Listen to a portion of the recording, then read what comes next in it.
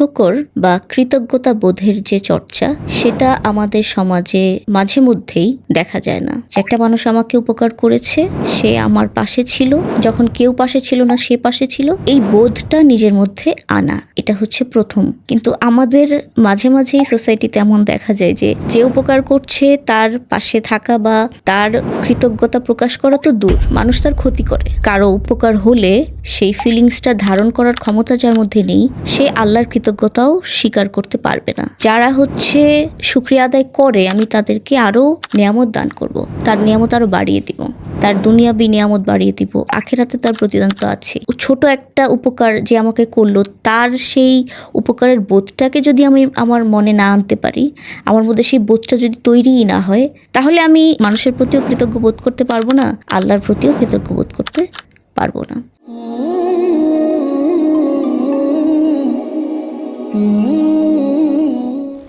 আসসালামু আলাইকুম। আজকে আমরা আলোচনা করব কৃতজ্ঞতা বোধ এবং তার চর্চা নিয়ে, যাকে আমরা সাধারণত শকর বলে থাকি। শুরুতেই বলে রাখি, আপনারা যদি আমাদের চ্যানেলে নতুন হয়ে থাকেন তাহলে চ্যানেলটি সাবস্ক্রাইব করতে পারেন। কথা না বাড়িয়ে আলোচনায় চলে যাচ্ছি। শকর বা কৃতজ্ঞতা বোধের যে চর্চা সেটা আমাদের সমাজে মাঝে মধ্যেই দেখা যায় না।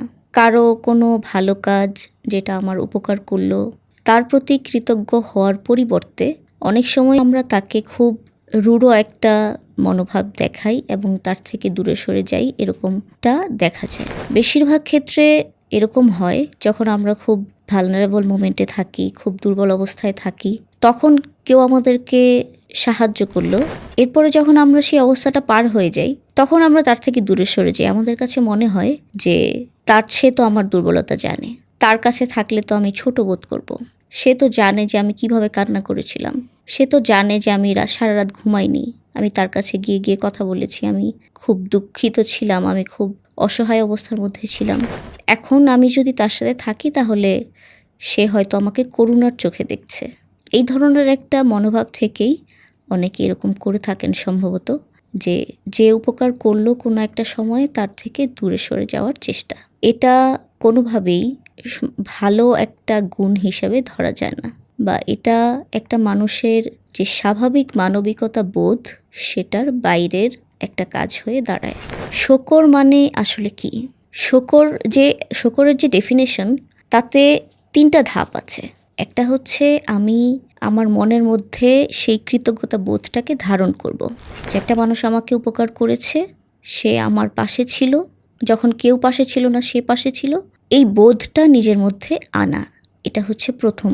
তারপরে সেটাকে একনলেজ করা, সেটাকে বলা যে তুমি যে ওই সময় আমাকে এই হেল্পটা করেছিলে, তুমি যে তখন আমাকে ছোট্ট একটা হাসি দিয়েও উপকার করেছিলে। যখন মানুষ খুব ভালনারেবল থাকে, সে খুব দুর্বল অবস্থায় থাকে, তখন ছোট্ট একটা ভালো কথা, ছোট্ট একটা প্রেইজ, ছোট্ট একটা সুন্দর কথা, ছোট্ট একটা গুড উইশ ইত্যাদি, এগুলো কিন্তু মানুষকে অনেক বেশি হেল্প করে। এই জিনিসটা তাকে বলাও যেতে পারে শকর আদায় করার ক্ষেত্রে বা কৃতজ্ঞতা প্রকাশের ক্ষেত্রে, যে তুমি তখন এই কাজটা করেছিলে, আমার খুব উপকার হয়েছিল, আমি ওই কঠিন সময়টায় উতরাতে আমাকে এটা হেল্প করেছে, কঠিন সময়টা পার করতে সাহায্য করেছে। এবং তৃতীয় হচ্ছে এরপরে যে আমার উপকার করলো, উপকারীর প্রতি কৃতজ্ঞ থাকা, উপকারীর প্রতি কৃতজ্ঞ থাকা। কিন্তু আমাদের মাঝে মাঝেই সোসাইটিতে এমন দেখা যায় যে উপকার করছে তার পাশে থাকা বা তার কৃতজ্ঞতা প্রকাশ করা তো দূর, মানুষ তার ক্ষতি করে অনেক সময়, যেটাকে বলে অস্বীকার করে। কৃতঘ্ন হয়ে যাওয়ার যে ব্যাপারটা, কৃতজ্ঞ তো হয়ই না, কৃতঘ্ন হয়ে যায়। তো 3টা ধাপ।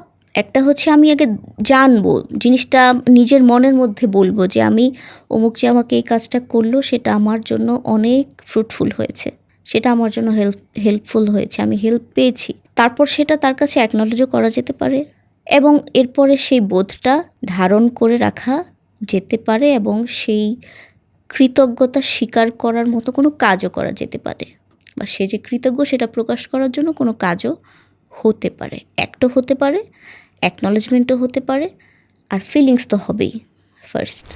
আল্লাহ তাআলা পবিত্র কোরআনে বলেন, ওয়ামাং শাকারা ফা ইন্নামা ইয়াশকুরু লিনাফসি, ওয়ামাং শাকারা ফা ইন্নামা ইয়াশকুরু লিনাফসি। যে ব্যক্তি শুকর আদায় করে সে তার নিজের জন্যই সেটা করে। সে তার নিজের মনের তার যে ভালোর যে চর্চা, মানবিকতার যে চর্চা, তার মধ্যে যে ভালো আছে, গুডনেস আছে, সেটার চর্চার জন্যই কিন্তু সে শুকর আদায় করে, সে কিন্তু কৃতজ্ঞ হয়। এবং একই সাথে আল্লাহ পাক এটাও বলেন যে লা ইন শাকারতুম লা আযীদান্নাকুম, যদি তোমরা শুকরিয়া আদায় করো আমি কি করব, তোমাদের নিয়ামতকে বাড়িয়ে দিব। কৃতজ্ঞতা বোধের যে চর্চা সেটার জন্য আল্লাহ কিন্তু অনেকভাবে উদ্বুদ্ধ করছেন মানুষকে।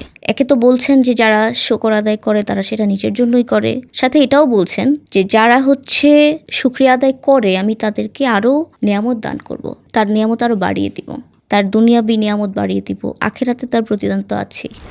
হাদিসে পাকে রাসূল সাল্লাল্লাহু আলাইহি ওয়াসাল্লাম বলেন, লা ইয়াশকুরুল্লাহু মাল্লা ইয়াশকুরুন নাস, যে ব্যক্তি মানুষের প্রতি কৃতজ্ঞ হয় না সে আল্লাহর প্রতিও কৃতজ্ঞ হতে পারে না। মানে যার মধ্যে সেই বোধটা থাকবে না যে কারো উপকার হলে সেই ফিলিংসটা ধারণ করার ক্ষমতা যার মধ্যে নেই, সে আল্লাহর কৃতজ্ঞতাও স্বীকার করতে পারবে না। আল্লাহ যে আমাদেরকে বানিয়েছেন, তার যে অনেক দয়া আমাদের উপর, অসীম রহমত, হ্যাঁ, আমাদের খাওয়া দাওয়া থেকে শুরু করে আমাদের জীবন ধারণের সব জীবন উপকরণ থেকে শুরু করে আমাদের যে সুখ শান্তি ইত্যাদি সব কিছুই তো আল্লাহ আমাদেরকে দান করছেন। এটার আল্লাহর দানের তো কোনো সীমা নেই, অসীম। সেই জিনিসটাও আমরা কিন্তু মনে ধারণ করতে পারবো না যদি আমরা ছোট একটা উপকার যে আমাকে করলো তার সেই উপকারের বোধটাকে যদি আমি আমার মনে না আনতে পারি, আমার মধ্যে সেই বোধটা যদি তৈরিই না হয়, তাহলে আমি মানুষেরও কৃতজ্ঞতা বোধ মানুষের প্রতিও কৃতজ্ঞ বোধ করতে পারবো না, আল্লাহর প্রতিও কৃতজ্ঞ বোধ করতে পারবো না।